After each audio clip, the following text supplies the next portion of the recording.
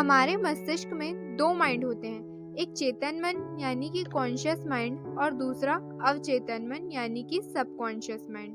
अवचेतन माइंड बहुत ही पावरफुल है। अगर आप किसी भी बात को अपने अवचेतन माइंड तक पहुंचा देते हैं तो आपका हर देखा हुआ सपना सच हो जाता है, यानी कि आप जो सोच सकते हैं वो हकीकत में कर भी सकते हैं।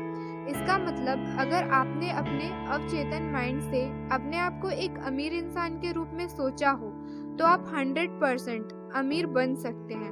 और आज जो भी सक्सेसफुल हैं वो डायरेक्टली और इनडायरेक्टली अपने सबकॉन्शियस माइंड को कंट्रोल करना जानते हैं। आज के इस वीडियो में हम आपको सबकॉन्शियस माइंड के बारे में कुछ इंटरेस्टिंग फैक्ट्स बताने वाले हैं, तो उम्मीद है आपको ये जानकारी अच्छी लगेगी।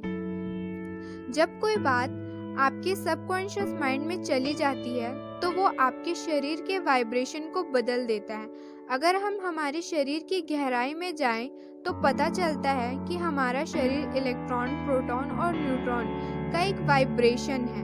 आप यह कह सकते हैं कि हमारा शरीर एक एनर्जी है। हमारे शरीर की जो फीलिंग होती है वो वाइब्रेशन से जुड़ी होती है और हमारे खुश होने पर हमारा शरीर फास्ट स्पीड से वाइब्रेट होता है।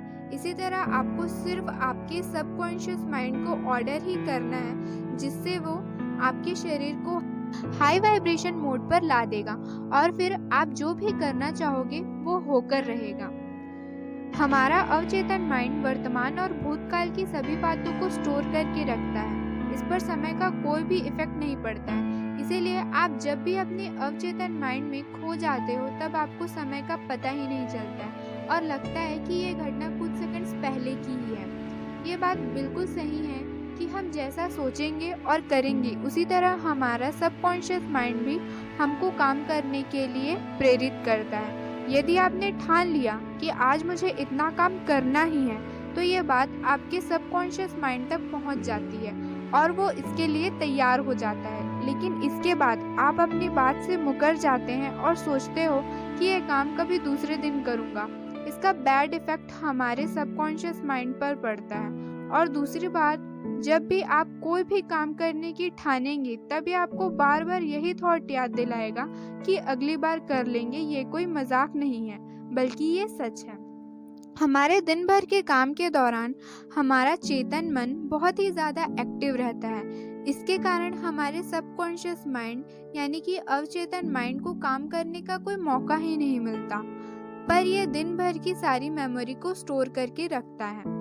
जब भी हम रात को सो जाते हैं तब हमारा अवचेतन मन बहुत ही ज़्यादा एक्टिव हो जाता है और तरह तरह के चित्रों और पिक्चर्स को हमको दिखाता है जिसे हम सपना कहते हैं। लेकिन सपनों में आने वाली सारी बातें हमने कहीं ना कहीं देखी ज़रूर होती है।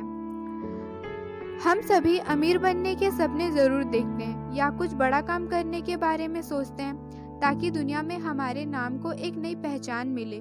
लेकिन यदि आप इसी सोच और सपने को लेकर सबकॉन्शियस माइंड तक पहुंचा देते हो तो आपका हर सपना पूरा हो सकता है।